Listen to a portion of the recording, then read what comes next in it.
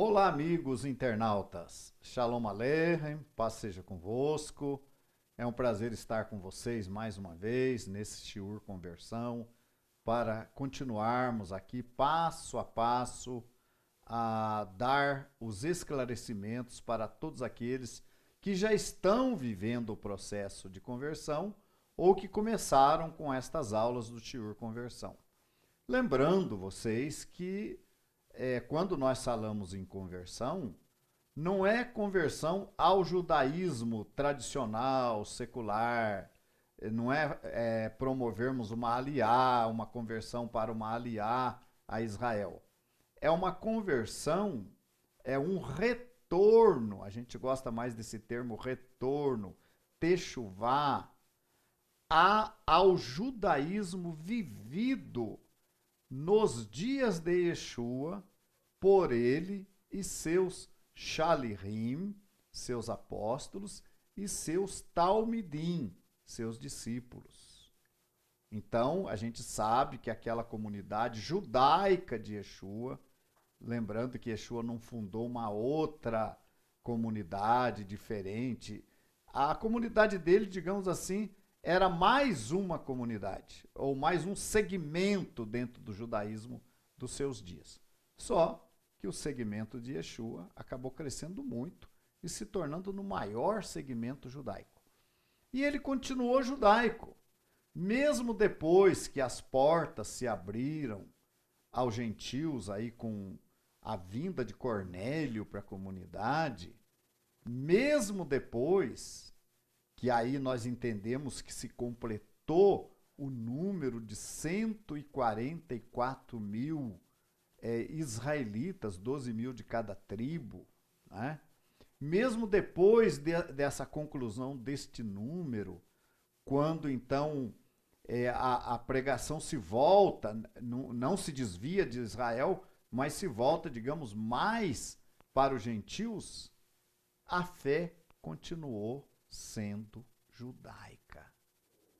A prática da fé judaica só começou a deixar de ser feita a partir da apostasia do quarto século, quando aí se aboliu a guarda do Shabat, se aboliu toda a prática judaica, inclusive a circuncisão, a celebração das festas judaicas, isso tudo foi abolido daquela comunidade, mas que uma parte daquela comunidade, uma parte dela, continuou fiel, que foi a parte que passou a ser perseguida por Roma.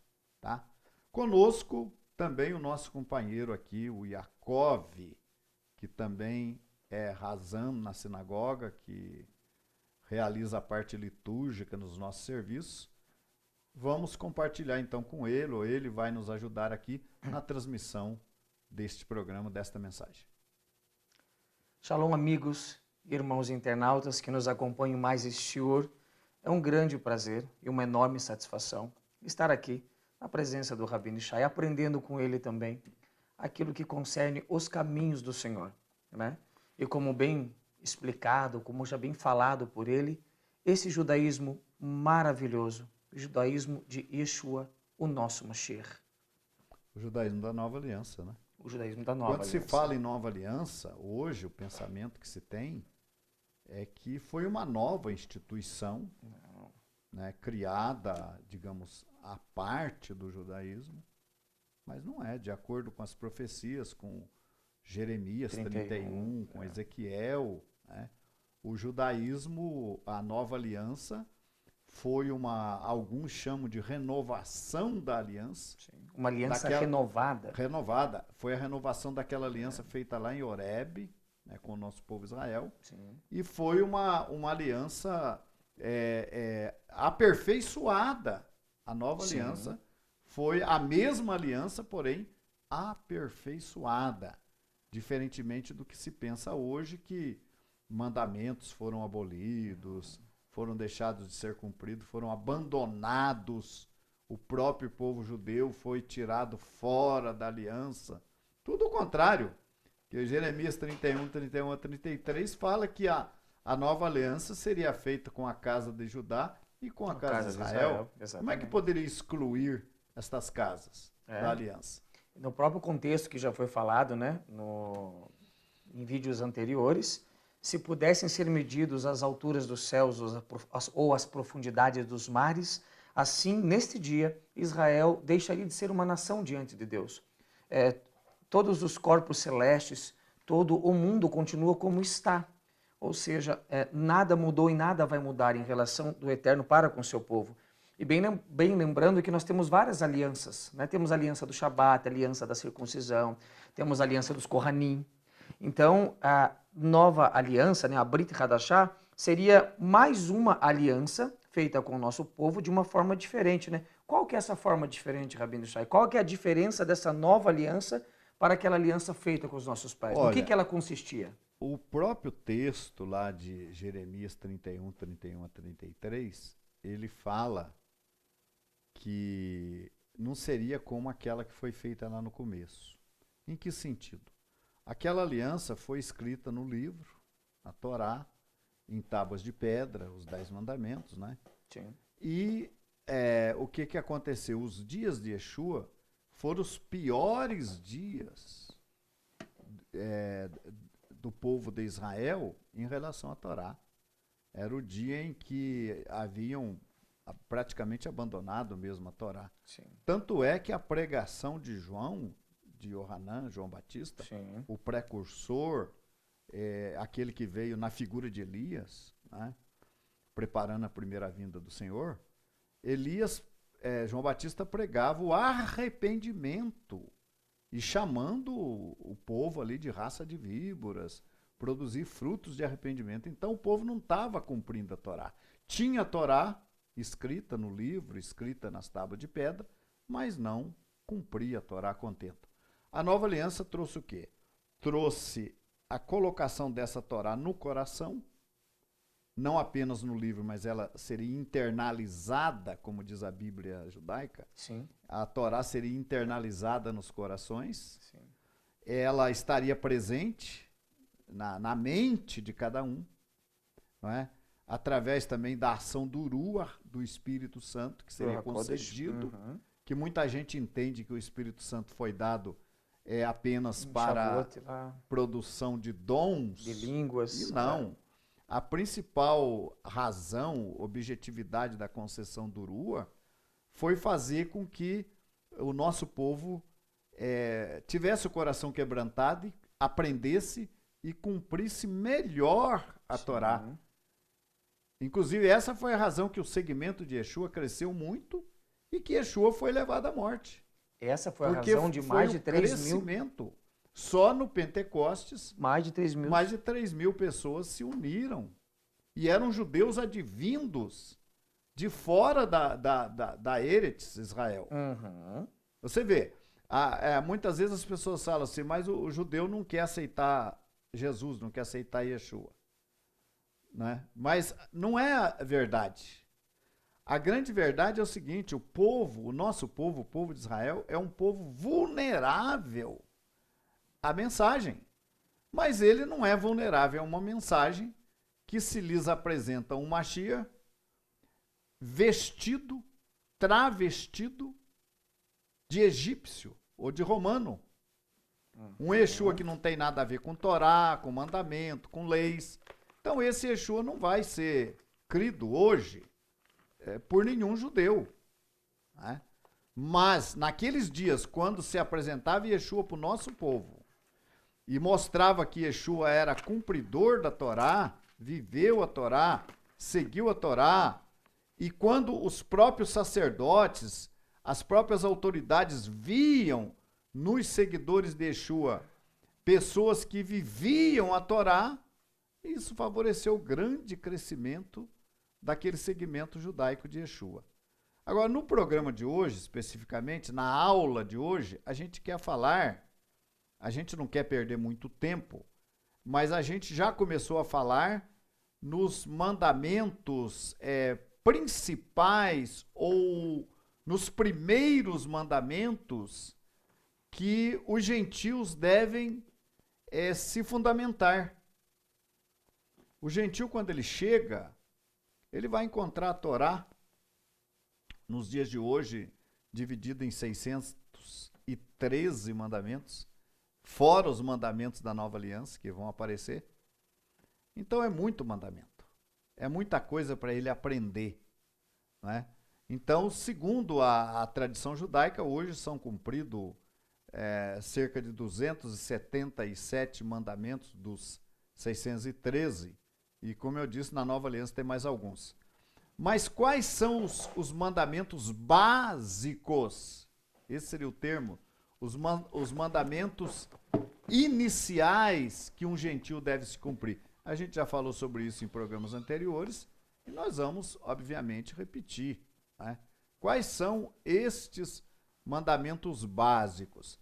Nós vamos encontrar no livro de Atos, no capítulo 15, quais são esses mandamentos, e nós vamos encontrar no judaísmo moderno de hoje um ensinamento que vai nos falar em 7 mandamentos, chamado de 7 mandamentos de Noa, não é? Então nós vamos fechar essa explicação hoje, porque hoje, o Jacob, muitas pessoas pensam assim, não, nós só temos que cumprir os 4 mandamentos de Atos 15 e não precisamos cumprir Torá. Pois é. Muitas pessoas pensam assim. Mas a minha pergunta, tá certo, tem que cumprir os 4 mandamentos de Atos 15. São os primeiros mandamentos que ele vai cumprir. Mas a minha pergunta é o seguinte, estas pessoas cumprem os 4 mandamentos de Atos 15? Então, essa é uma pergunta, Rabino Shai, da qual, né, nós já respondemos até no programa anterior, quando estávamos falando sobre as 7 leis de Noa. Mas a palavra de Deus ela é tão maravilhosa e é importante de constantemente ser repetida, até porque as parashot, as porções da Torá, elas, a todo ano, a todo ciclo, elas são repetidas. E por que repetidas? Porque cada vez mais pessoas, principalmente nesses dias em que vivemos, estão procurando dentro do judaísmo de Yeshua, o retorno a Kadosh Baruch Hu, a Torá e as suas mitzvot. Então é necessário que sempre nós tenhamos alertado aqueles que estão se achegando à nossa comunidade, ou se achegando ao Deus de Israel, que, primeiramente, é necessário sim cumprir esses 4 mandamentos iniciais, tá, descritos na Brit Hadashah. Mas um texto, sem um contexto, vira um pretexto para qualquer tipo de heresia ou fundamentalismo legalista de religiões heréticas ou hereges. O que é fato é que na continuação do texto nós vamos perceber onde eram ensinadas essas leis, para quem eram ensinadas essas leis e em que dia essas leis eram dadas ao povo. O grande problema é o seguinte, nós temos aqui conosco cerca de 100 pessoas fazendo conversão, um pouco mais até, fazendo conversão conosco. Até, por sinal, daqui uns dias, permitindo Deus, nós estaremos funcionando uma outra plataforma de aulas que vai permitir até mais de 200 participantes, né? Sim. Mas então veja bem uma coisa, 4 mandamentos iniciais. Tudo nos indica que na Galácia, quando Paulo ensinou a respeito de Yeshua, do Evangelho para os Gálatas, e os Gálatas começaram a viver a palavra de Deus, o texto de Atos 15 vai dizer no começo dele que algumas pessoas, alguns dos que eram da circuncisão, ou seja, alguns judeus, né, que tinham descido a Judéia, o capítulo 15, verso 1, ensinavam assim os irmãos, se vos não circuncidardes conforme o uso de Moisés, não podereis salvar-vos. Então, a grande polêmica foi essa, né? Alguns, veja bem, não eram os apóstolos que ensinavam isso, não era Paulo que ensinava isso, eram alguns dos judeus advindos lá da Judéia que começaram a ensinar isso. Aí então resultou nesse encontro ministerial em Jerusalém, que é uma coisa que eu acho maravilhosa, porque significa que os apóstolos trabalhavam em equipe, Unidos no mesmo espírito, não no mesmo propósito. individualmente. Porque todas as vezes que nós trabalhamos individualmente, você veja bem, nós temos muitas pessoas em contato conosco, até mesmo pastores, líderes, que trabalham sozinhos. Isso é um perigo, porque quando a gente trabalha sozinho, a gente pode errar mais. Não é que quando a gente trabalha em equipe a gente não vai errar, mas a gente vai errar menos. Tá?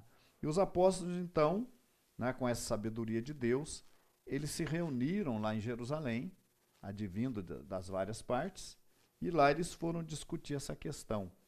E aí Pedro conta a experiência dele com Cornélio, como é que foi a vinda de Cornélio. E, inclusive, ele relata aqui no versículo 8º, e Deus que conhece os corações lhes deu o Espírito, lhes deu testemunho, dando-lhes o Espírito Santo, assim como também a nós, e não fez diferença alguma entre eles e nós, purificando os seus corações pela fé. Então, o que aconteceu com aquele primeiro gentil Cornélio ali? Né? Aquele primeiro gentil, ele estava, com toda certeza, estudando com o nosso povo, lá em Eretz Israel, a respeito da fé judaica, e ele estava já vivendo um cumprimento da Torá. Por que eu falo que Cornélio viveu um cumprimento da Torá? Porque ele foi chamado de tzadik, de justo. Ele tinha bom testemunho, toda a nação dos judeus, ele ajudava os pobres, ele foi um cumpridor da Torá. E quando ele chegou naquele nível de cumprimento da Torá, isso é muito importante para você que é aluno do nosso curso, do nosso Shiur Conversão, que você vai ter que chegar num nível de cumprimento da Torá. Quando você chegar num nível de cumprimento da Torá, em que a gente possa entender que você está agora sim agradando a Deus 100%, então, em tese, você já alcançou a purificação pela fé, que você conseguiu chegar naquele estágio de cumprimento da Torá, de aprovação de Deus, como chegou Cornélio. Sim. Aí vem a Tevilá, que é o batismo. Então não adianta, por exemplo, você, nosso aluno, você pedir o batismo, sem estar devidamente preparado. Não adianta, porque o batismo é para a remissão de pecados. Se você ainda está desobedecendo a Torá, está pecando, o batismo não vai resolver seu caso. Você vai se iludir com o batismo. Como também se você já recebeu um batismo anteriormente, estando na desobediência, também não vai adiantar absolutamente nada. Então Cornélio chega naquele nível, ele é chamado de justo, de tzadik, né? Então aí Deus encaminha ele a Pedro e diz que Pedro vai ordenar a ele o que ele tem que fazer. Sim, e a respeito de Cornélio, é dito, né, que ele morava em Cesareia, um homem de nome Cornélio, né, centurião da corte, chamado italiano, piedoso e temente a Deus, com toda a sua casa, que fazia muitas esmolas ao povo e de contínuo orava a Deus. Quando os homens chegam a Pedro, né, eles vão dizer assim, o centurião Cornélio, homem reto e temente a Deus, e tendo bom testemunho de toda a nação judaica, foi instruído por um santo anjo para chamar-te à sua casa e ouvir as tuas palavras. Ou seja, Cornélio era um homem exemplar, segundo aos olhos de toda a nação judaica, e ele vai ter com quem? Com Pedro, que a salvação vem dos judeus. O curioso e o interessante aí, meu amigo, é você notar quem foi que mandou Cornélio procurar Pedro. Quem foi que mandou? Sim. Cornélio, de repente, lá estava frequentando a sinagoga judaica lá em Jerusalém, digamos, né? Ou seja lá onde fosse, ele estava frequentando a sinagoga, um gentil estrangeiro estudioso, cumprindo Torá. De repente, deu na cabeça dele, eu vou procurar esse segmento de Yeshua aí, eu vou procurar esse povo aí. Não.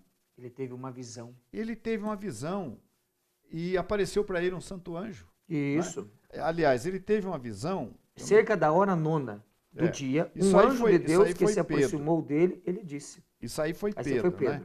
Mas aqui diz assim, que ele teve uma visão mesmo. O verso 3, É 10, isso mesmo. 3. É.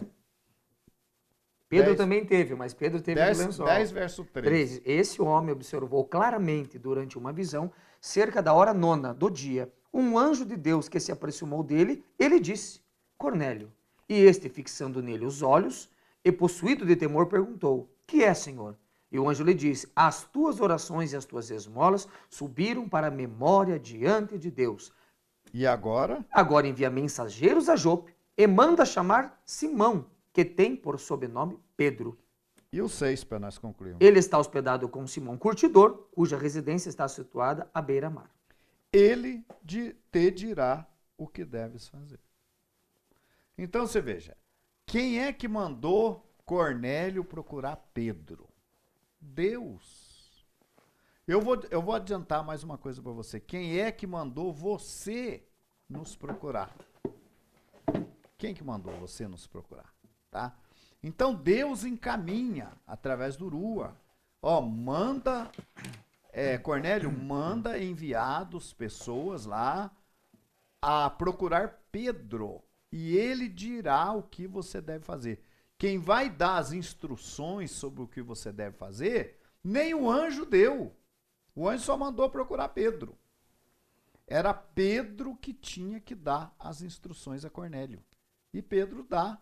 No fim do capítulo 10, você tem aqui Pedro ordenando o batismo para a remissão de pecados a Cornélio e a toda a sua casa, em nome de Yeshua HaMashiach. Então, mas o importante aí, o Yaakov, é que ele é chamado de justo. De justo. É um tzadik. O que é um justo? Você pode chamar uma pessoa que transgride a Torá de justo? Não tem como, né? Não pode. Então, ele foi chamado de justo. Né? Então, porque ele cumpria a Torá. A justiça de Deus manifesta-se no coração daquele ou daquela que cumpre os mandamentos de Deus. A conversão dos gentios, ela é por partes. Então, não é do dia para a noite. Você não vai estar preparado do dia para a noite. Mas também entre vocês, inclusive, alunos do curso Conversão, tem gente que já está vivendo uma fase bem adiantada já. Já está quase no ponto de passar pela Tevilá. Já está quase nesse ponto aí. Não é todo mundo que está aí no mesmo nível. Tem gente que está começando agora, tem gente que agora começou a assistir às aulas, está assistindo às aulas anteriores. E tem gente que já está até, digamos, até atrasado em relação a Tevilá. Sim. Agora, são passos. Obviamente que quando nós vamos perguntar para vocês, quando vocês vão preencher aquele currículo, aquele cadastro, nós vamos saber o estado que você se encontra de Techuvá.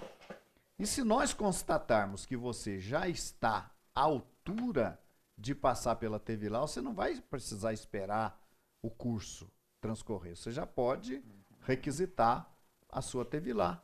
E nós vamos fazer, obviamente, as perguntas para você, se você mora num lugar longe de nós, que não nos permite conhecê-lo pessoalmente, e vamos fazer uma investigação junto com você. E se você estiver preparado, você vai passar pela Tevilá. Mas veja bem, eu estava falando então da questão de Cornélio no seguinte sentido, nós estávamos falando em Atos 15, que o gentil ele começa passo a passo. Sim. Né? Talvez na próxima aula nós já vamos falar do Shabat. Já vamos estar explicando a questão do Shabat, né? Da guarda do sábado. Né? E quantas vezes nós encontramos alunos que falam para nós assim, eu não tenho como guardar o sábado. Então, quando você fala que não tem como guardar o sábado, talvez até você não tenha mesmo no momento, e talvez você não tenha fé para guardar o sábado. Ah, na minha cidade não tem emprego. Ou eu trabalho numa empresa que não me dá o sábado. Né? Então, alguns perguntam, será que Deus não vai relevar isso aí? Deus não vai entender o meu problema? Então aí é complicado. Porque você imagine, não tem como guardar o sábado. Ele quer que Deus entenda o problema dele. Né? Sim. Então Deus vai abrir mão do sábado para ele. Não, você pode vir Sim. trabalhando no Shabat. O outro, eu estudo no sábado. Se eu faltar no sábado, a minha faculdade, que eu vou terminar o ano que vem, eu só vou terminar daqui a 2 anos por causa da aula no sábado. Então você não pode atrasar 2 anos na sua formação para guardar o sábado. Aí você quer que Deus entenda você. Aí Deus vai entender você. Aí vai aparecer um outro que vai dizer assim, eu não posso comer carne kosher. Porque carne sem sangue, que nós vamos entrar no assunto agora. Porque na minha cidade não tem quem produza carne kosher. E eu não fico sem carne. Será que Deus não vai relevar também o meu caso? Na minha casa tem porco para comer. Tem porco. A gente tem criação de porco, tudo. Então, a gente come muito porco aqui. Será que Deus não vai levar em conta o meu caso também? De vez em quando eu comer aí um pedacinho de carne de porco. Eu sou de uma família que o pai e a mãe são duros comigo e exige que eu coma essa carne. Senão me manda embora de casa, essa religião sua. Será que Deus não vai ser relevante comigo? Aroche, na minha cidade não tem rio. E o senhor está ensinando aí que eu tenho que fazer uma ritualística de pureza conjugal que a Torá ensina. E será que Deus não vai ser relevante comigo? Eu não posso, por exemplo, despejar um balde de água em cima e ser considerado um banho ritual? Ou seja, Deus vai ter que abrir mão da Torá. Acabou. Sim. Deus vai ter que abrir mão. As festas judaicas eu não consigo cumprir porque o meu patrão não dá os dias. Então, meu amigo, olha, infelizmente, se chegar nesse ponto, eu vou dizer para você, você não tem condição de fazer conversão. Porque Deus não vai mudar nada das suas leis para favorecer a vida de A ou B. Não tem como. Aliás, nem os homens fazem isso. Se você vai arrumar um emprego num lugar e é apresentado as condições para você e você disser que não pode cumprir, o empresário não aceita você. Agora, por que Deus tem que mudar todos os ensinamentos dele por sua causa? Então, nós vamos aprender hoje, já falamos de alguns dos 4 mandamentos, de Atos 15, e vamos falar mais um pouco, vamos tentar fechar esse raciocínio hoje, não é? Mas esses 4 seriam os 4 iniciais da conversão. Então, vamos ver aí, nós falávamos de Cornélio, que Cornélio, ele começou do zero na comunidade judaica, e ele chegou no top.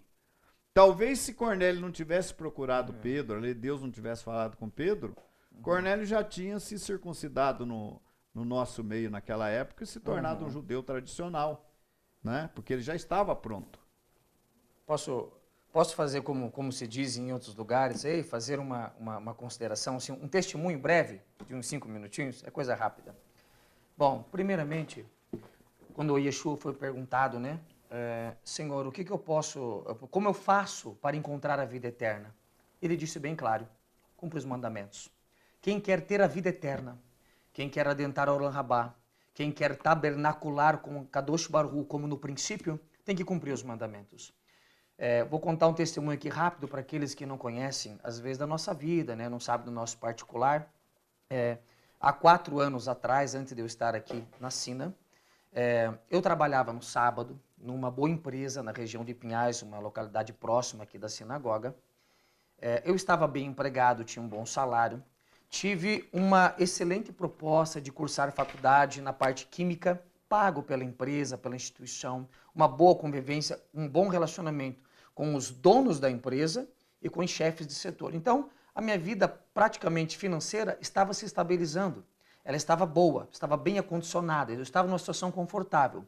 Mas eu já estava me desligando do cristianismo, porque quando eu fui conferir esta vida eterna que estava nos mandamentos, fui vendo que o lugar onde eu estava não era compatível com esses primeiros mandamentos, não era compatível com o Shabat. Nisto, Era um sábado, eu estava trabalhando, recebi uma ligação do Rosh Moshe. Ele me liga e aquilo me constrangeu muito. Ele me perguntou, onde é que você está? Eu falei assim, eu tô no trabalho, eu estou trabalhando. Ah, não, tudo bem, então, próximo Shabat, vem aí. Na ocasião, eu estava fazendo aula de conversão. E fiz um propósito comigo, de pedir as contas no meu trabalho. O meu filho, dali 4 meses, ele ia nascer. Como eu disse, eu estava bem empregado. E eu acabei tomando uma decisão de pedir ao meu chefe que ou me mandasse embora, ou eu continuasse dentro da empresa não trabalhando no sábado.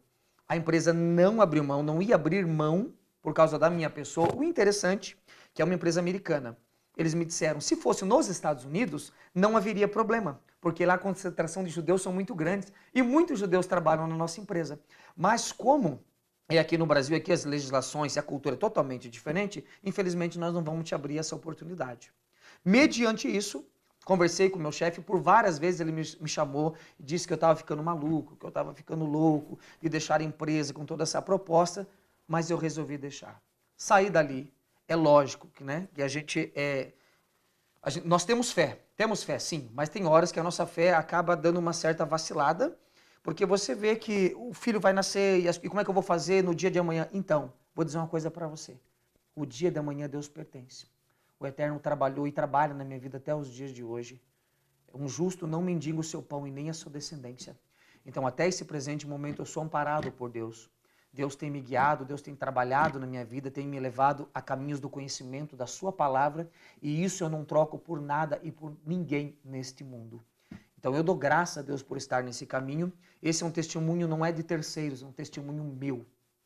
Que eu abandonei todas essas coisas. Eu sou uma pessoa carnívora, eu gosto de carne.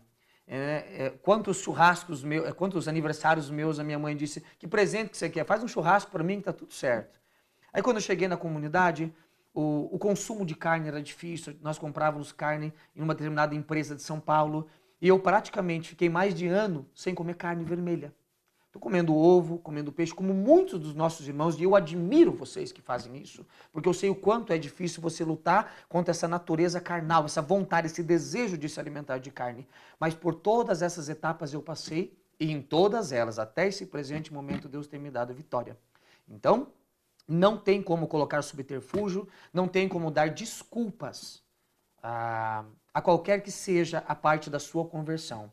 Querendo Deus operar, ninguém há de pedir. Lembramos que o nosso pai Abraão também estava confortável, e também estava tranquilo junto com a sua família.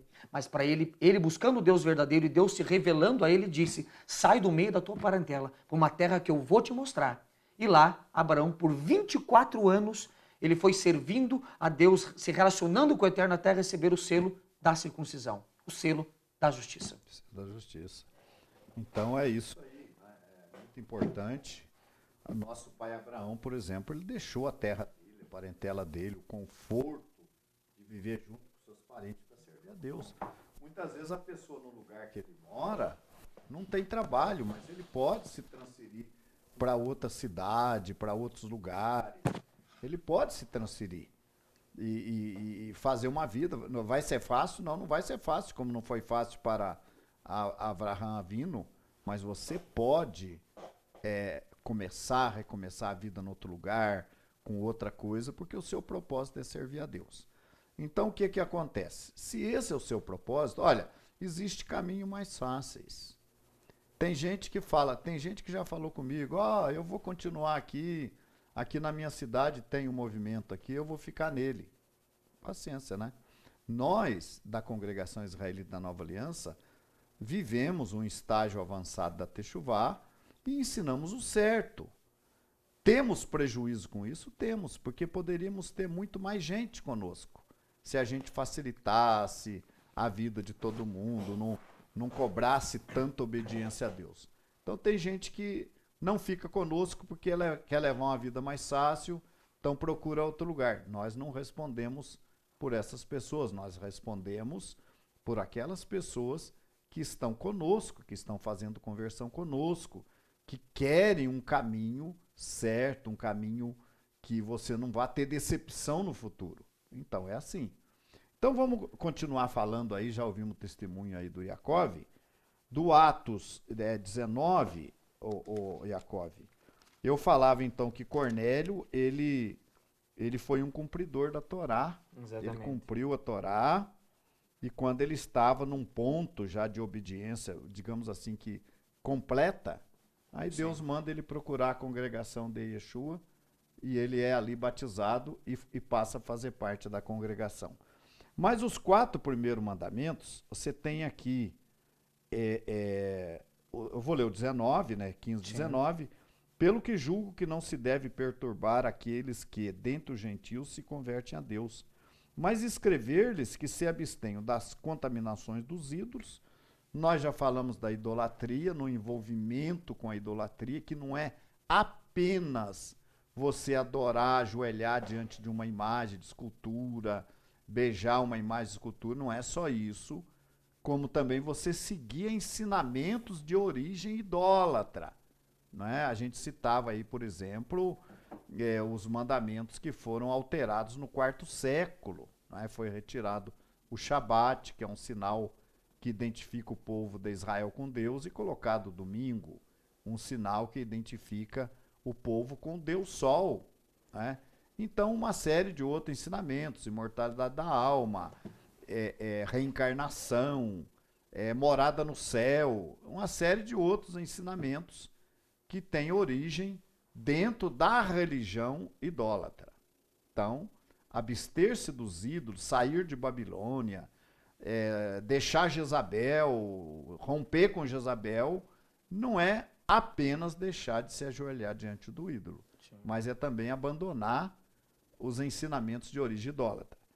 O 2º mandamento é da prostituição. A gente também já falou isso. O que é? Por exemplo, não é lícito o envolvimento de 2 pessoas fora do casamento. Sim. Não é só a prostituta de rua, a mulher que vende o seu corpo, a garota de programa que está se prostituindo. Aquele rapaz que vive namorando e se envolvendo, cometendo o ato da fornicação, com a mulher, ou a moça que vive, cada namorado que tenha um envolvimento, ela também está se prostituindo. Lembrando então que o nosso corpo é o templo do Espírito Santo, tá? Então a gente deve escolher a pessoa correta, que serve o mesmo Deus. Não ficar também procurando um casamento com pessoa que não é da fé, porque isso você vai ter grandes problemas quando você se envolve com uma pessoa que não é da nossa fé. Porque nós dependemos, nós homens e as mulheres também, dependemos uns dos outros para cumprir a Torá. Aí você se envolve com uma mulher que não é da fé, ou com um marido que não é da fé, como é que você vai criar seus filhos, vai formar sua família?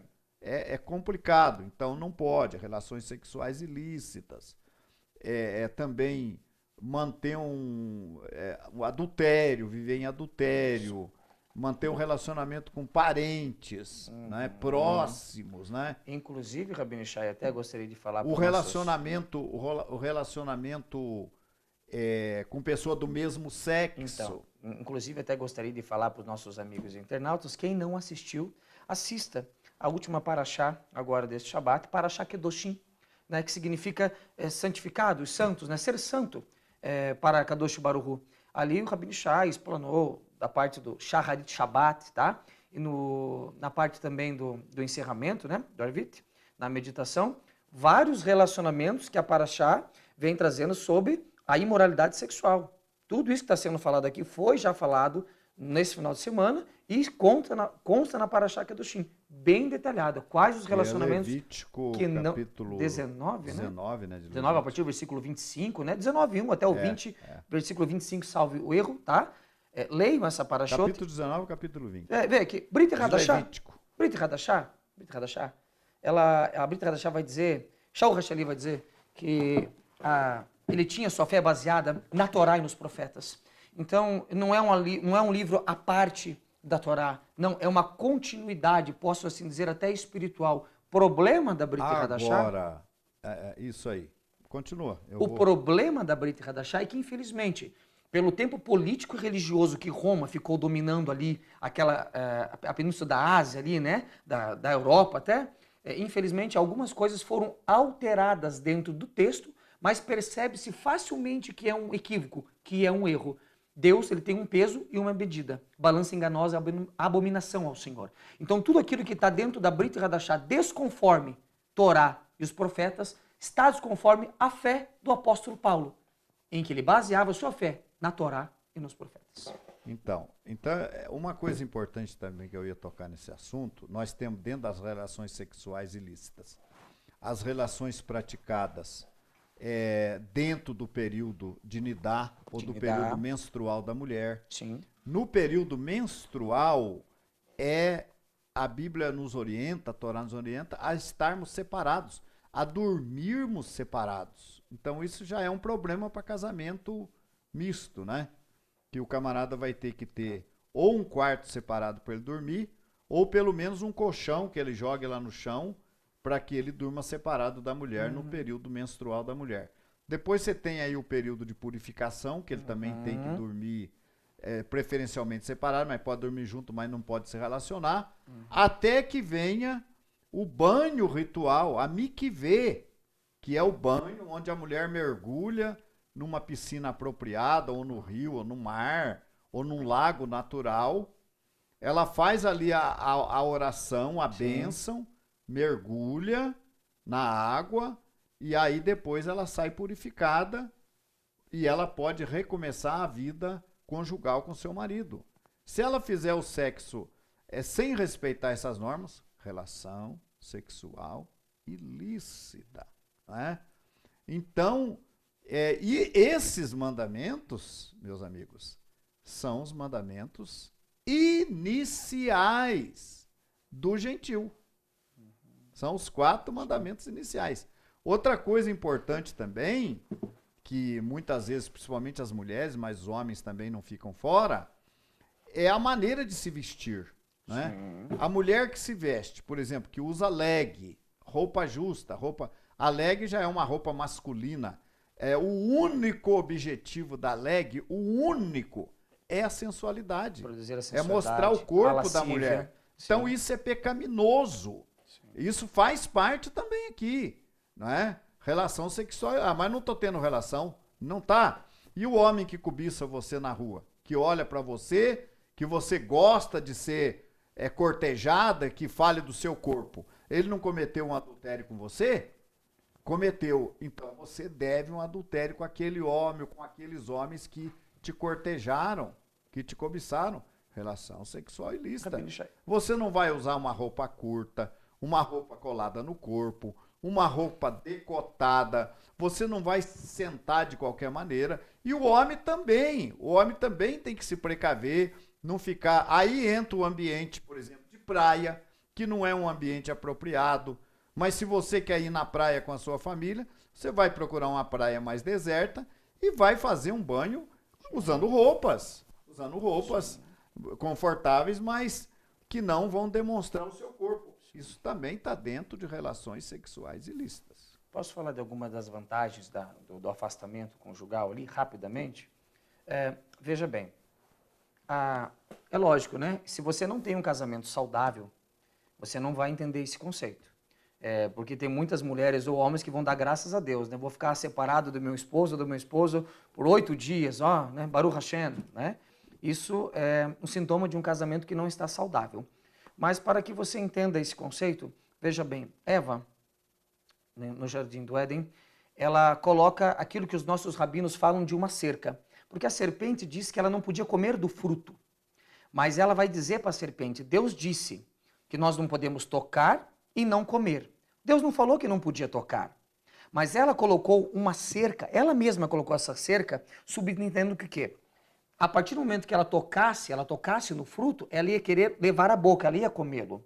Então, é extremamente proibido, é pena de caret, de você ser cortado da presença divina, no sentido que, o Eterno vai me matar, ele vai encurtar os seus dias na vida. Isso também é uma forma de morte, os seus dias na terra serão encurtados. Então, você dormir afastado da sua esposa por aquele determinado período é o mesmo conceito do fruto. Logo, eu estando afastado da minha esposa, não tendo contato, não tendo toque, né? O afeto, você vai coibir o ato sexual propriamente dito. Essa é a importância de você dormir separado, porque ninguém pode confiar na carne. Todos quantos confiam na carne acabam se inclinando para as coisas da carne e acabam pecando diante de Deus. E outro ponto é que nós somos comparados como a terra, principalmente a mulher, que gera, que dá frutos, assim como a terra, como a Shemitah, que é um período que você tem que ter, que a terra tem que ter um descanso para ela melhor poder produzir, e não é só questão de produzir frutos, produzir ensinamentos dentro da sua casa, produzir uma forma melhor de tratar o marido, os filhos, enfim, esse tipo de produção da mulher dentro da sua casa exige que ela tenha um certo período de descanso. E esse período menstrual é um período que a mulher ela está com os hormônios, vamos assim dizer, por a flor da pele. Ela está mais sensível, ela está mais emotiva. De repente é um momento de você se conectar mais com o sagrado. E nesse momento você ter um afastamento do seu esposo por objetividade desse fluxo de sangue que você está e desse momento particular íntimo com Kadosh Baruch Hu. E depois o ajuntamento novamente com ele é como os rabinos dizem, é como a noite de núpcias. É uma retomada do casamento. É uma retomada do casamento, é um reavivamento do seu casamento. Isso é maravilhoso e é importante. Há vários livros, há vários conceitos sobre esse assunto, que se você, homem, mulher, que quer servir a Kadosh Baruch Hu, você vai perceber que esses mandamentos, eles não foram dados para retirar de ti um prazer que é por direito seu. Não, pelo contrário, você vai ter um prazer maior se tão somente cumprir essa mitzvah. Tá? Então, para que fique bem explicado, porque as pessoas falam, mas é muito difícil. E Yeshua disse, a porta é estreita e apertado o caminho. Poucos são os que passam por ela, mas os que passarem por ela serão bem-aventurados. Bom, então a gente deu aí bem uma ideia para vocês do que é esse mandamento que fala da prostituição ou da relação sexual ilícita, tá? Então veja bem uma coisa, esse é um dos mandamentos, né?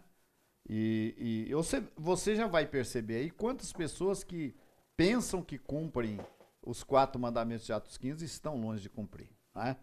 Mas continuando, fala assim, do que é sufocado e do sangue. Puxa vida. Olha, eu quero entender que o que é sufocado, veja bem, é o animal que é morto sem que o sangue saia, né? Por exemplo, nós poderíamos dar exemplo assim, um animal que foi acidentado, um animal que caiu de um barranco, ou foi atropelado por um carro, enfim, ou que morreu por si. Seria um nivelar? É perigoso, mas muitas pessoas, mesmo o animal que morre por si, eles vão e comem aquele animal. Sim. Né? Então, aquele animal é considerado como um animal sufocado. Ele morreu por si, o sangue ficou dentro dele. Esse tipo ou aquele animal que era despedaçado no campo, a gente vai ver se dá aí algum texto para vocês nesse sentido Nesse aí. sentido de morrer por si, no livro de Deuteronômio 14, 21, vai dizer assim, não podereis comer nenhum animal que tenha morrido por si. Vós o dareis a um estrangeiro residente de qualquer de vossas cidades. Ele sim poderá comer tal animal. Agora, isso aí não é uma coisa curiosa? Porque veja bem os nossos amigos, o que nós vamos dizer aqui. A Torá, ela tem 613 mandamentos, segundo os sábios, né, que codificaram isso aí. Mas uma boa parte desses mandamentos é exclusividade do povo judeu. Por exemplo, o sábado é um mandamento exclusivo aos judeus. Mas tem gente que não é judeu e guarda o sábado. Tudo bem. Mas não é para ele o mandamento. Quer dizer que se ele não guardar ou guardar é igual. A menos que ele esteja fazendo conversão. Sim. Se ele estiver fazendo conversão, ele está acrescentando aquilo ali. Vamos supor que eu estou fazendo uma faculdade de medicina. Vou me formar médico. Então, se eu estudo um assunto relativo ao corpo humano, fora da faculdade, eu estou fora da faculdade, estou estudando um assunto relativo ao corpo humano, esse estudo, para mim, ele vai ser só para conhecimento. Sim. Eu não sou médico, não estou fazendo faculdade. Você não vai ter o certificado. Só conhecimento. Agora, se eu estou fazendo uma faculdade de medicina, esse mesmo estudo aí, que para uns é só para conhecimento, para mim vai ser importante. Então, eu quero dizer o seguinte, se você está dentro do processo de conversão e guarda o sábado, ele é importante para você. Mas se você não está dentro do processo, está guardando o sábado porque tem um compromisso religioso com A ou B, não tem nenhum significado. Então, há mandamentos na Torá que são mandamentos exclusivos ao povo de Israel. E esse é um. Esse aqui de não comer animal encontrado morto por si, despedaçado, acidentado, é um mandamento exclusivo. Mas o senhor não está falando aí de 4 mandamentos do gentil? Sim, mas todos esses mandamentos que eu estou passando por gentil é mandamento da Torá.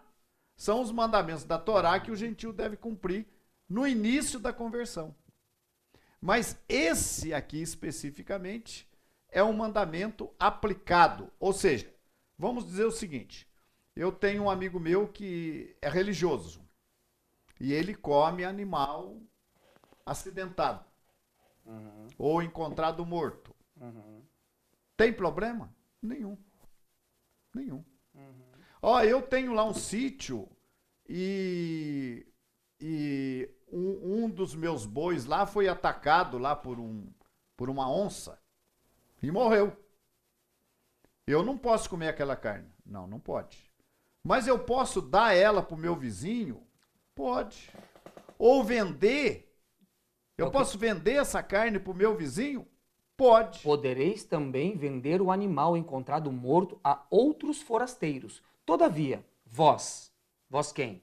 Vós, o povo de Israel, sois o povo consagrado a Deus, o vosso Deus. Então não pode comer. Entenderam? Então, o Shabat, o sábado, e esse mandamento da comida, das leis alimentares, não é só esse aqui, das leis alimentares em geral, se aplicam exclusivamente ao povo de Israel ou a quem estiver fazendo conversão, tá? É um mandamento sério, é um mandamento que dava até exclusão do povo. Sim. Não podia comer de jeito nenhum. Mas para o gentil, não.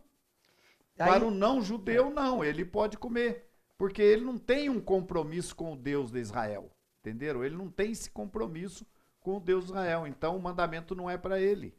E se alguém dissesse para nós assim, né? Tá, mas o que tem a ver o animal que morre por si com animais sufocados e do sangue? Então, o que nós podemos dizer? O que tem a ver o animal morto que morreu por si com o não comer sangue? O animal que morre por si, o sangue está nele. Então, agora é a vida. A shechitá. É a vida. Então, mas nós vamos falar já sobre esse assunto isso. aí. Nós vamos concluir esse raciocínio aqui. Então, o animal morto por si, acidentado, enfim, você não pode comer, mas você pode doá-lo ou vendê-lo ao gentil ou à pessoa de outra religião. Eu não estou pecando, o negócio que eu não posso comer e eu dou para o outro, não está pecando, porque é uma coisa exclusiva entre você e Deus. Para o outro não, o outro não tem esse acordo. Agora, não, mas o outro está fazendo conversão, aí não pode. E esses mandamentos são dados através de Moshe Rabbeinu, mas Deus os entregou. Então isso é um mandamento que vem da parte de Deus. Isso são mandamentos. Não é mandamento, foi o povo judeu, foi os rabinos. Não. Kadosh Baruch Hu, o Criador dos céus e da terra, que criou o Shabat e o santificou e deu esses mandamentos para o povo judeu, esses mandamentos é para o judeu e todo aquele que se achegar ao povo judeu, do peregrino ou do estrangeiro que se achega dentro de nós. Para se converter, né? Então tá. Então a gente viu aí o sufocado. Agora vamos ver aí o sangue, né? Até um certo tempo atrás, eu acho até curioso que a gente também vive o processo de conversão, né? De techuvá, não de conversão, de techuvá. E a gente está se aperfeiçoando cada dia. Até um tempo atrás, a gente entendia, como muitos entendem, que sangue aqui é você comer o sangue puro. Puro. Como um Por chouriço. Exemplo, um chouriço. A galinha molho pardo. A galinha molho pardo, enfim, não é? E tem até um pastor aí de uma determinada religião aí, que ele já está preocupado que tem sangue até em chocolate, hein? Usado como corante natural para dar um tom de vermelho. Tem que ter cuidado e se estudar melhor essa questão dos corantes naturais, tá? Os naturais, eu não estou dizendo que todo chocolate está com esse problema. O que não pode é ter carmim. Carmim é um inseto. Carmim é um inseto, carmim de cochonilha, é um besouro pequenininho, que ele é moído e eles soltam uma tinta vermelha, que é usada. Então isso não pode.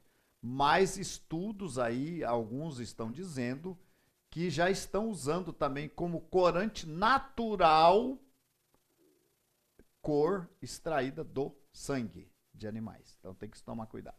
Isso é uma coisa para se analisar com mais profundidade. Então a gente pensava que o sangue que não podia comer era o sangue propriamente dito puro. Ali, puro. Puro. A carne que eu compro lá no açougue, um sanguezinho assim, superficial. Uns assavam a carne ao ponto de ficar esturricada, porque não posso comer o sangue. Entende-se isso também. O sangue está lá dentro da carne. Está dentro da carne. Então não é isso. Não é isso. Vamos ver alguns textos que vão nos comprovar que realmente não é isso, né? Vamos abrir aí as nossas Bíblias vamos ver aqui em Levítico. Levítico, capítulo 3, verso 17, diz assim: Estatuto perpétuo será durante as vossas gerações, em todas as vossas moradas, gordura nenhuma, nem sangue jamais comereis. Gordura aqui, gente, é o sebo, viu? Não é a gordura, é o sebo. Mas o sangue é o sangue. Jamais comereis. O que eu acho interessante é usar o termo comer, não fala em beber, comer. Não é? O 7:26 de Levítico diz assim: Não comereis sangue em qualquer das vossas habitações, quer de aves, quer de gados. De gado. 17:10 Qualquer homem da casa de Israel ou dos estrangeiros que peregrinam entre vós, que comer algum sangue, contra ele me voltarei e o eliminarei do seu povo. Que comer algum sangue. Agora, esses estrangeiros aqui já são estrangeiros que estão envolvidos já com a fé judaica, viu, gente? Seriam os gerim, os ger convertidos, né? Se comesse sangue, seria eliminado do povo. E tem uma série de versículos aqui, ó. Deixa eu ver se eu acho. Tem um versículo aqui interessante, o 19:26 vai dizer assim: Não comereis coisa alguma com sangue, não praticareis adivinhações nem feitiçarias. Quando o texto da Torá coloca no mesmo versículo certas práticas que não coadunam com o pensamento divino, é porque elas estão na mesma classe espiritual. Então, se para você adivinhação e feitiçaria é uma coisa abominável diante de Deus, então você há de concordar comigo que Levítico 19:26 vai dizer: Não comereis coisa alguma com sangue, não praticareis adivinhações e nem feitiçarias. Nada com sangue. Nada com sangue. Não é só o sangue. Não, nada com sangue. É uma coisa que contenha sangue. No Levítico aqui ainda, ó, 17, verso 13. Qualquer homem dos filhos de Israel ou dos estrangeiros que peregrinam entre vós, que caçar animal ou ave que se come, derramará o seu sangue e o cobrirá com pó. Deixa eu ver se eu puxo aqui. O sangue tem que ser, por exemplo, veja bem, você que está fazendo conversão conosco, você vai falar para mim, puxa vida, mas eu não sei como é que faz o abate do animal. Nós vamos ensinar a fazer o básico, principalmente aquelas pessoas que lidam, que moram no sítio, tudo, que podem fazer o seu próprio abate. A gente vai ensinar o básico para você fazer um abate kosher. O básico. Ele não vai se especializar. Você não vai produzir uma carne kosher para vender para os outros. Você vai produzir para você. E, biblicamente, o que tem que ser feito com o sangue? O sangue tem que ser derramado na terra e coberto com o pó. Isso na questão das ave, aves, né? Das aves, não é? Aquele animal, por caça, deixa eu ver se eu anotei aqui, ele é uma classe de animais, né? Enquanto você procura aí, eu vou ler o 14. Isso. Portanto, a vida de toda a carne é o sangue. Por isso tenho dito aos filhos de Israel, não comereis o sangue de nenhuma carne, porque a vida de toda a carne é o seu sangue. Qualquer que o comer será eliminado. Tá? Isso. Então, se alguém disser assim, então eu vou caçar um animal aqui e vou comer e tal. Por exemplo, o cervo e o búfalo, eles são animais classificados por raiá, animais selváticos. Então, vou caçar um animal, né? Já foi explicado também num dos nossos programas Um Café com Roxo, então só vou dar uma pincelada no assunto. Então, o caçar ali na Torá está dizendo caçar. Caçar no sentido que pode ser com uma arapuca, pode ser com uma armadilha, tá? Onde você não vai ferir o animal. Por quê? Lá nas 7 leis de Noa está escrito que nós não podemos maltratar os animais. Ou seja, se você caça um animal a ponto de feri-lo e por causa do ferimento ele pode até vir morrer, essa carne é imprópria para consumo, tá? Porque será um animal treifá, tá? Ou considerado como um nevelá, um animal que morreu por si. Então, existe uma forma de abater o animal, que é como está descrito na sua Torá, que o sangue, Deuteronômio 12:16 vai dizer, contudo não poderás comer o sangue, tu o derramarás por terra como água. Como que se derrama o sangue de um animal como água sobre a terra? Eu faço abate de animais aqui para a nossa comunidade. Então, um animal, por exemplo, do boi, eu pego a halaf, que é uma faca apropriada desenvolvida pelo nosso povo. Isso é importante, gente, que não é qualquer faca que se pode usar para fazer o abate do animal, do frango ou do boi, ou do carneiro, não é qualquer faca. Não é qualquer faca. A halaf, ela é como se fosse assim, uma faca, uma espada, né, porque ela chega, o comprimento dela ser grande, de um aço inoxidável, tá? Normalmente é uma liga de aço, cirúrgico, tá? O fio dela tem que ser extremamente afiado, não pode ter cesilhamento, não pode ter dentes nessa faca, a ponto que muitos fazem conferência com a unha, tá? Dela ser um risco uniforme. E o animal, o boi, né, ele é aprisionado e é feito a degola dele. Quando você corta o pescoço do animal, o sangue jorra, como diz o texto, como água sobre a terra. E não é cortar o pescoço inteiro.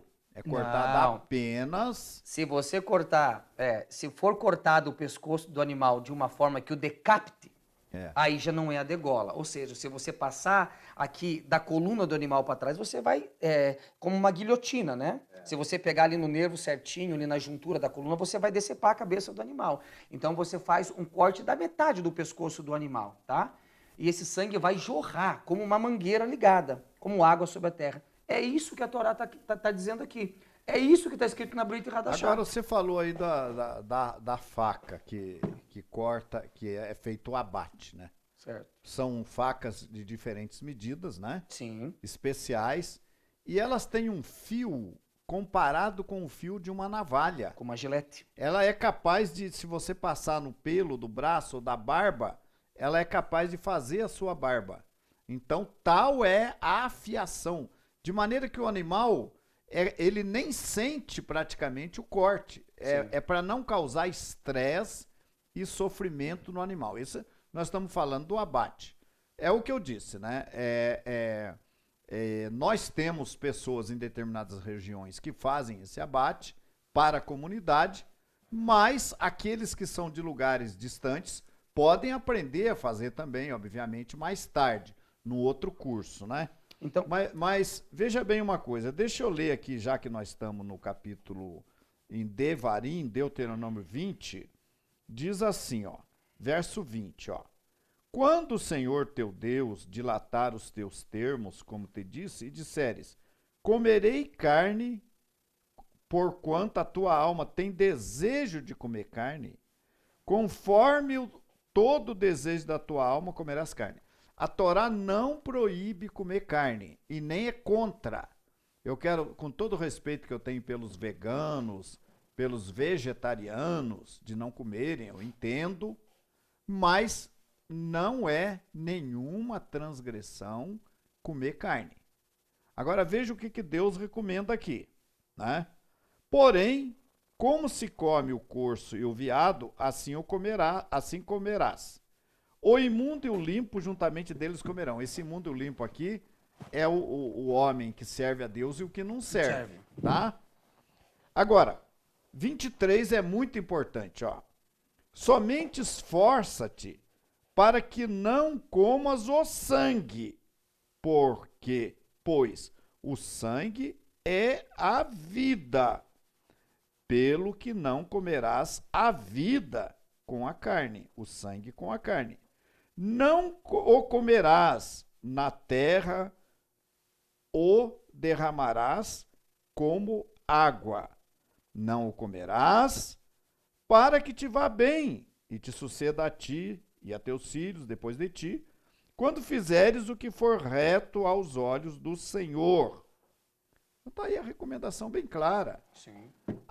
Não, pode comer carne e tudo, mas não coma com o seu sangue.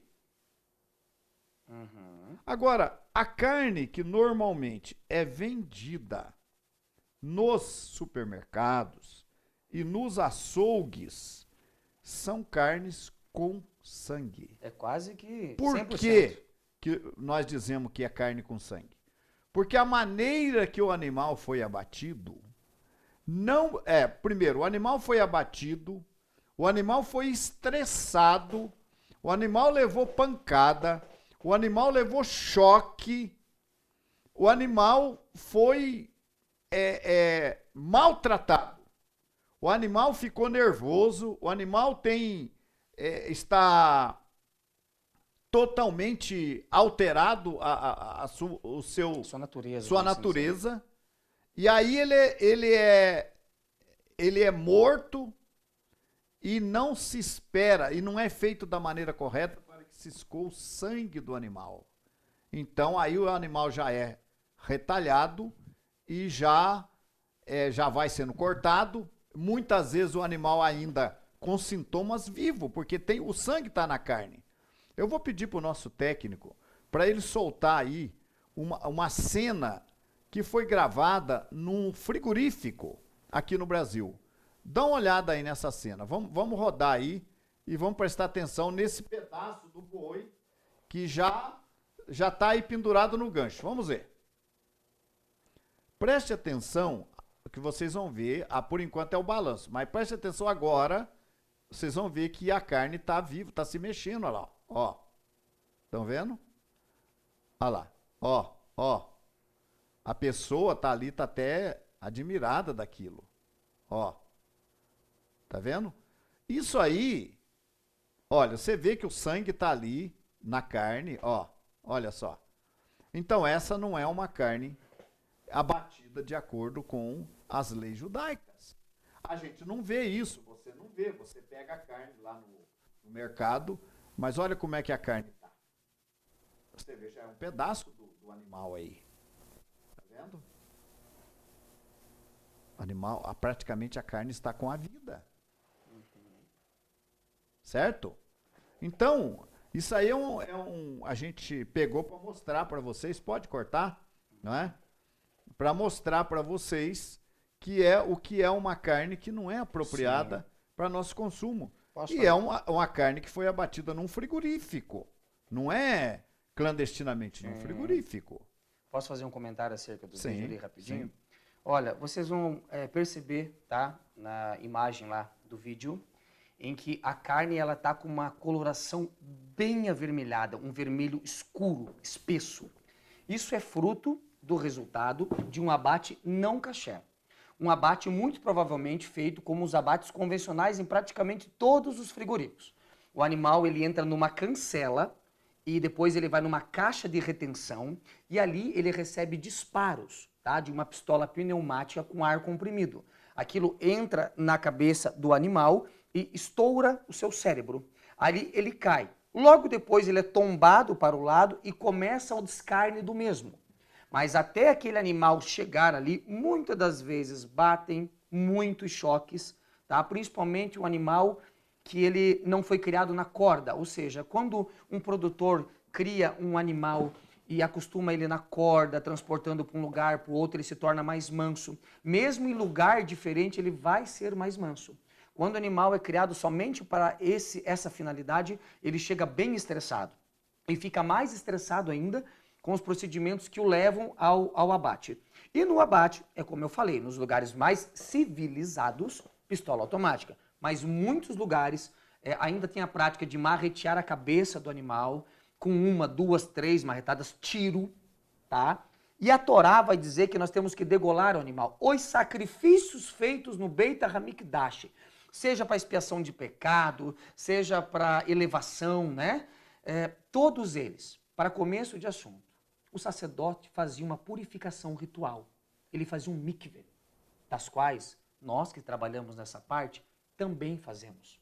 Porque tanto nos dias de hoje como antigamente no Beit HaMikdash, nós temos uma consideração muito grande. Nós não estamos indo assassinar ninguém. Nós estamos ali simplesmente para nosso bel prazer. Sim, estamos aproveitando de um animal que Deus proporcionou para a nossa alimentação, permitiu que esse animal servisse para a nossa alimentação, mas vamos abatê-lo, vamos sacrificá-lo de uma forma ritual, elevando a sua vida à oração, ao mikveh, agradecendo a Kadosh Baruch Hu por aquele alimento que vai estar nas nossas mesas. Isso vai fazer bem para o nosso corpo, né, para manter a nossa vida. Muitas das vezes até pessoas que precisam comer da carne vermelha por causa de doenças que vão obtendo pela falta desse ou daquele nutriente, tá? Então, assim, todo o abate feito por um judeu, a pessoa faz um mikveh, faz as orações, usa-se uma faca correta, procura-se de todas as maneiras não estressar o animal. Uma coisa que eu vou dizer para todos vocês, é mito dizer que a pessoa bateu um animal e ele não se estressou. Todo e qualquer animal que recebe uma corda no seu pescoço, ele de uma certa forma ele se estressa.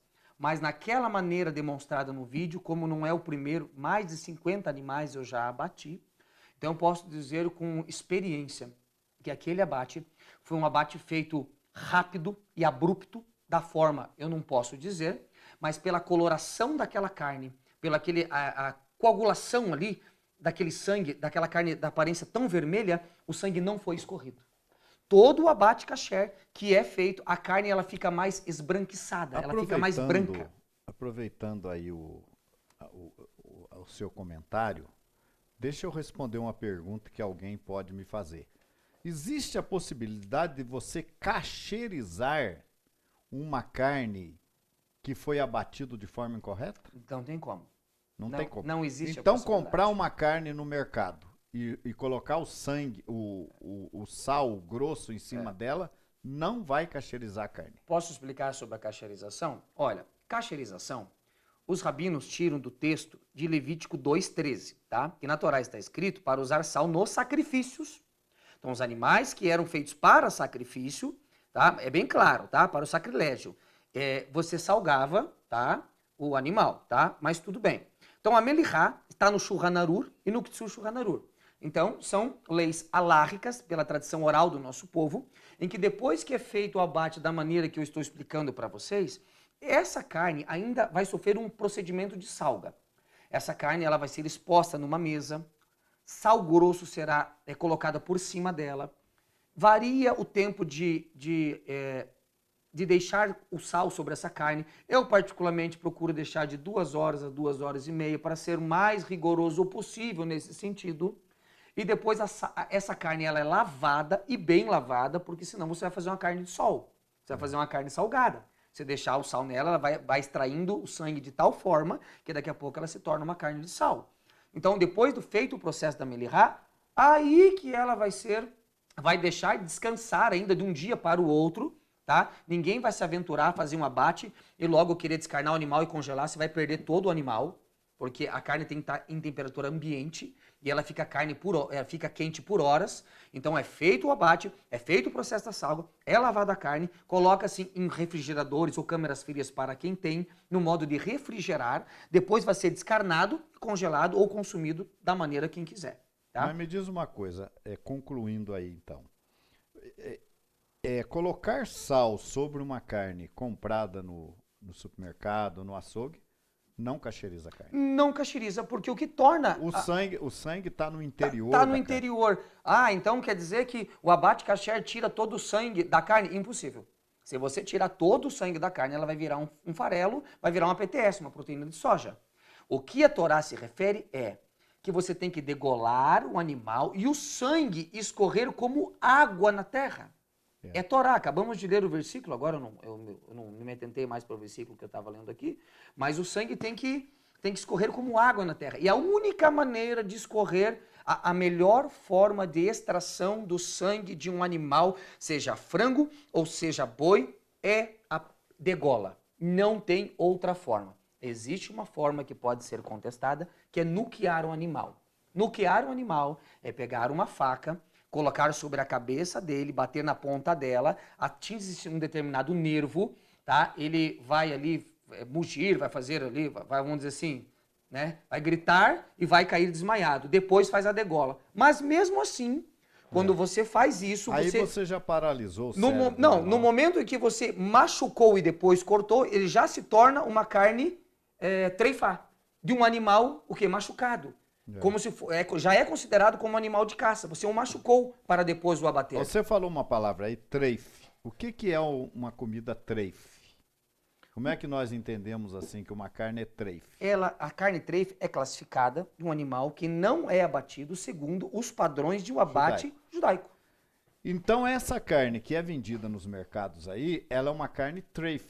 Mesmo que ela seja uma carne de boi, de carneiro ou de frango. De animais limpos. Mas ela foi abatida de maneira que não escoou o sangue de acordo com a Torá, ela é uma carne treife e não serve para comer. Vamos ver aqui para o povo de Deus. Como eu volto a dizer, aqueles que não servem o nosso Deus, que não estão no processo de conversão, tudo bem. Mas está em vigor isso até o dia de hoje? É, portanto, para todos os vossos descendentes, uma lei perpétua. Em qualquer lugar onde habitardes, qual que é o versículo? Não comereis gordura nem sangue. Levítico 3:17. 3:17. Vamos ver aqui, Samuel, capítulo 14, quando aqui Jonatas entra numa batalha contra os filisteus. E o que acontece com o exército de Israel? Vamos ver aí, ou com o povo, né? Que toma aqueles despojos dos filisteus. Vamos ver aí, capítulo 14, 32 de Samuel. Samuel 14, 32. Então o povo se lançou ao despojo e tomaram ovelhas e vacas e bezerros dos filisteus, né? E os degolaram no chão, e o povo os comeu com sangue. Com sangue. Olha aí. Comeram esses animais com sangue. Vamos ver o versículo seguinte. O versículo 33. Disto informaram a Saul, dizendo, informaram ao rei, eis que o povo peca contra o Senhor, comendo com sangue. Disse ele, procedestes aleivosamente, rolai para aqui hoje uma grande pedra. E o 34? Disse mais Saul, espalhai-vos entre o povo e dizei-lhe, cada um me traga o seu boi, a sua ovelha, e matai-os aqui, e comei, e não pequeis contra o Senhor, comendo com sangue. Então todo o povo trouxe de noite, cada um o seu boi, de que já lançaram a mão, e os mataram ali. Então você vê que comer a carne com o sangue é pecado, né? Pecaram contra o Senhor comendo com o sangue. Tá, mas aqui está dizendo, aqui o texto está querendo dizer o quê? que Saul ouviu a notícia que estavam comendo com sangue. Ah, então era carne que ele comprou lá de alguém e tinha sangue e estavam comendo? Não. Foi feito um abate de uma forma errônea, errada. Não segundo as leis que Deus deu para o seu povo. Tanto que ele pede que cada um traga o seu boi, a sua ovelha, e mate ali na frente dele, para que ele, observando o abate, possa validar. Porque também é uma prática rabínica de que num abate kasher tem um rabino, tem um sábio do nosso povo, ou tem um shoret, acima de outros, das quais possam validar o abate. Né? É impensável, inimaginável que não seja um abate que não seja kasher, ou seja, houve já questionamentos dentro do nosso site, como é que abate um porco da forma kasher? É impossível, porque porco é um animal impuro e todos os animais kasher, as veias que cortam a comunicação principal do cérebro com o corpo, passam aqui, ó, no pescoço. E o porco, normalmente, ele é decapitado, tá? Da parte de trás para frente. Ou seja, nem para isso esse animal é qualificado para morrer de uma forma kasher. É um animal que Deus criou, não foi criado para alimentação, foi criado para manutenção do terreno, enfim, outra finalidade, mas não para se alimentar. Bom, gente, então nós vimos aí, estamos vendo aí os 4 mandamentos de Atos 15, né?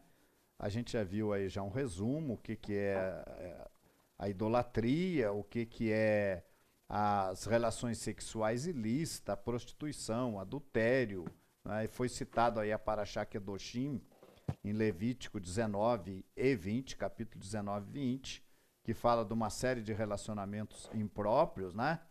E nós vimos também do sufocado, que é o animal morto por si ou despedaçado, que também não se pode comer.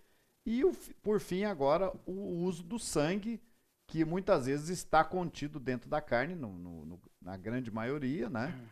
E que não se pode comer, então, essa carne, que essa carne é considerada treife. Foi falado uma da carne ave, que não é... o sangue dela tem A ave, o sangue da ave, do frango, ele é cortado... ali o pescoço não total, né? É feita a degola. O sangue é derramado na terra. É feita uma bênção. É feita uma bênção, para todos os casos tem uma bênção. E que mais tarde, obviamente, aqueles que estiverem conosco vão aprender a fazer o mínimo e vão produzir para si, para o seu próprio consumo, né? Vão aprender a fazer o abate de acordo com a Bíblia, tá?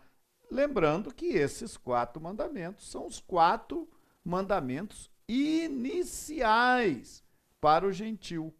Agora vocês vão falar, mas nesse caso não tem ninguém cumprindo. Pois é isso aí, né? Cumprir os 4 mandamentos é cumprir no mínimo isso aqui que a gente ensinou. Agora, no caso dos 7 preceitos de Noa, que é pregado também pelo judaísmo, né, que tem que cumprir 7 preceitos. Eles podem comer que o gentil não pode também, porque nos 4 preceitos, nos 7 preceitos de Noa, um dos mandamentos é não comas um membro de um animal vivo, que aqui se interpreta como sendo com a carne com o sangue. Ou não maltratar os animais. Quando então não é feito aqueles que querem ser bem Noa, filho de Noé, mas que estão comprando carne no açougue, não estão cumprindo os 7 preceitos de Noa. Não estão, né? Eu até assisti uma reportagem recentemente da Índia, que tem lá um povo na Índia que estava fazendo aliá. Aliá é retorno a Israel, é adquirir cidadania em Israel e morar em Israel. Isso é aliá. Então, lá na Índia, é um grupo de pessoas lá que queria fazer aliá a Israel e que foi aceito por uma instituição que faz esse tipo de trabalho. E no que eles se basearam para achar que esses indianos eram judeus? Eles foram chamados de Bnei Menashe, filhos de Menashe, que é uma das tribos de Israel. E por que eles foram aceitos?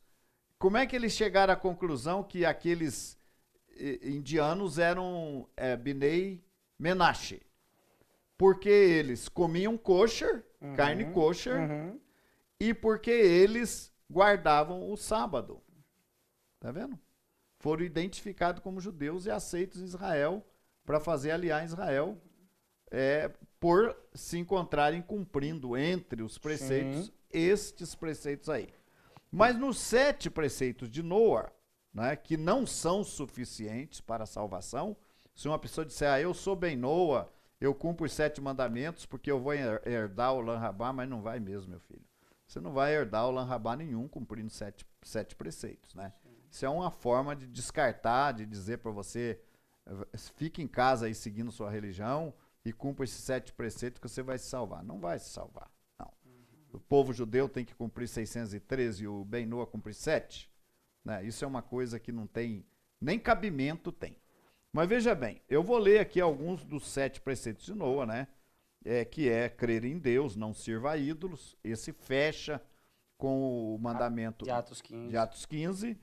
O outro preceito é não cometer adultério, que encaixa naquele da relação sexual ilícita, né?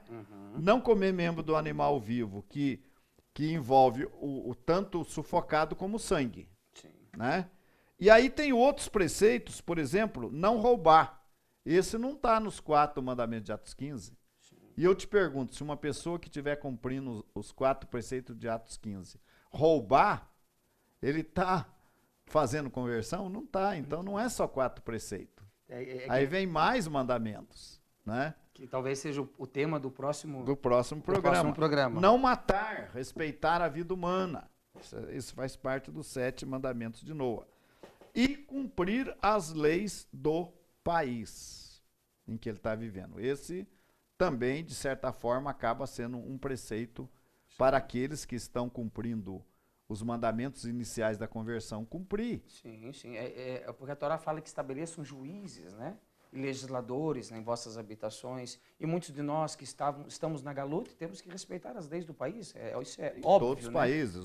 Para que se haja uma harmonia social. O apóstolo Paulo fala que a gente deve orar respeitar as leis do país e orar pelas nossas autoridades. Então, meu amigo estudioso da Torá, que está no processo de conversão, você vai cumprir esses 4 mandamentos iniciais aqui, mas não vai matar, não vai roubar, porque isso é pecado, e outras coisas que você já sabe que é pecado, então você não vai praticar.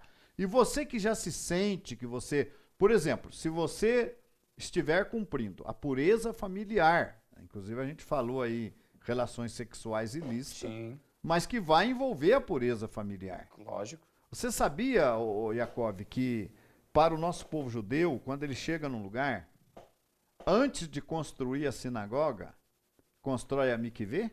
Sim. Ou essa piscina? Sim. Porque precisa da pureza familiar. Os homens e as mulheres casados têm que estar puros.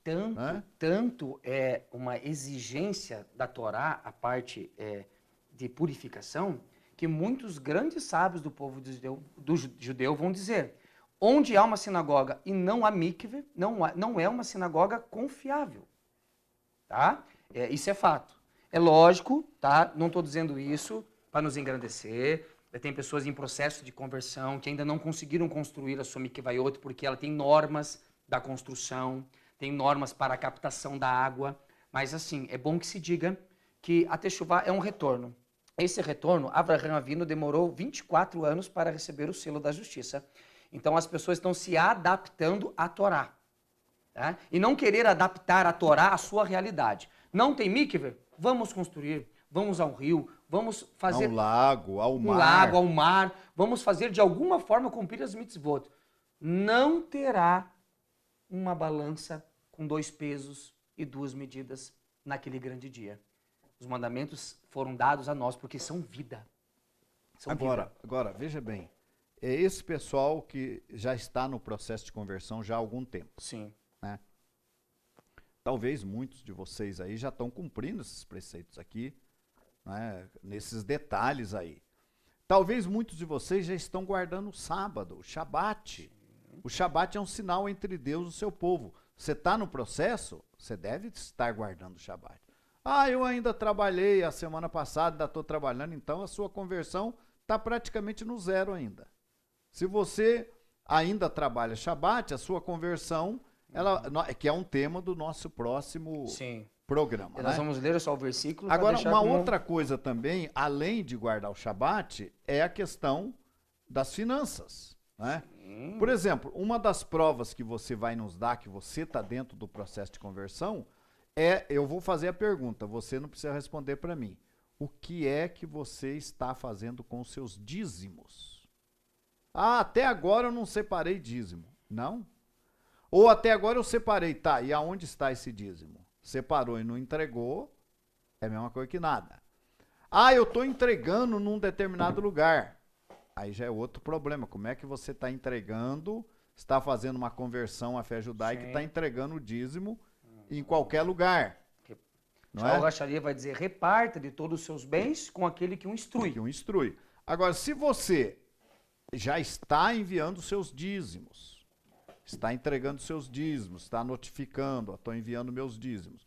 Eu quero lembrar, quando eu falo de dízimo, porque tem o segundo dízimo, que é o dízimo das festas, que a pessoa não entrega. Quando a gente fala em dízimos, eu quero dizer o seguinte, a gente tem uma planilha aqui, um estudo que nós podemos enviar para vocês, ó. Esse estudo aqui é uma planilha, tá?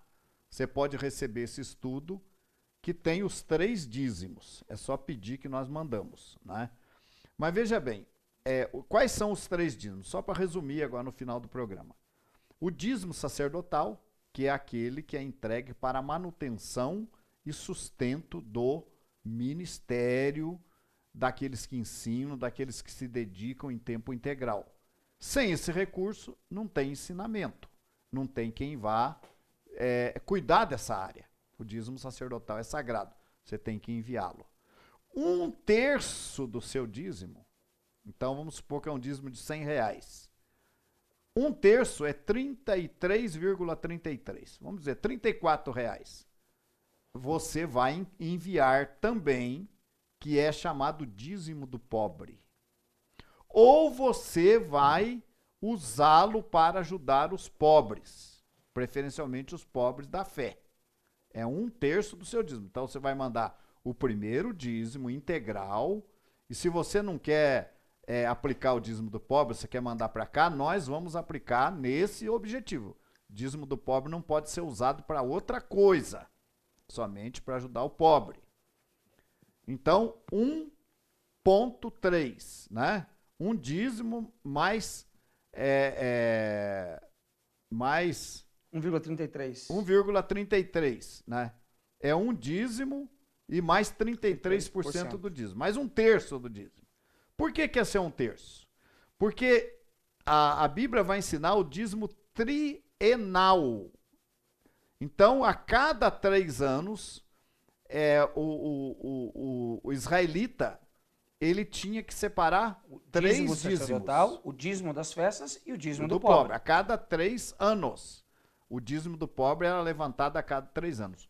No nosso caso, nós estudamos o meio de dar 1/3 durante todo o tempo, para não precisar a cada 3 anos dar o dízimo. Então, você dando 1/3 do seu dízimo para o pobre, para esse destino, no 3º ano você não precisa tirar um dízimo a mais todo ano, tá? Então é a maneira que nós concluímos.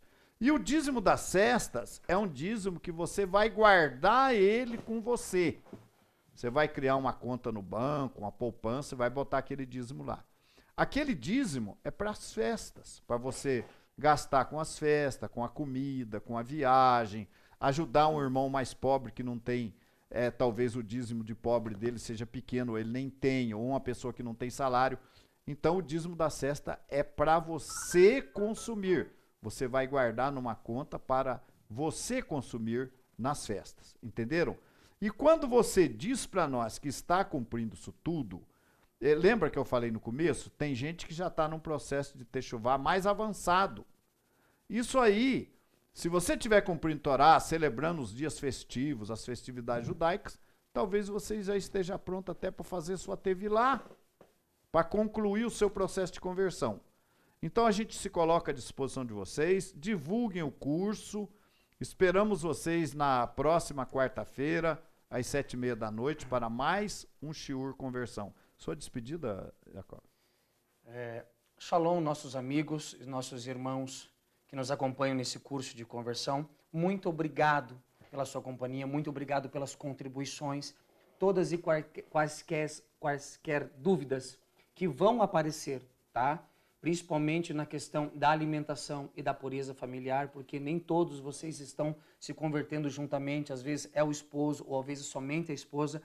Comunique, procure o Rabino Shai e ele, por Deus, vai saber orientar vocês, o que vocês devem fazer nesse processo de conversão, que não é difícil, desde que você tenha o coração voltado com amor a Kadosh Baruch Hu, no tempo certo, Deus vai lhes dar as respostas, Deus vai transformar a vida de vocês, sempre para o melhor e dentro da sua vontade.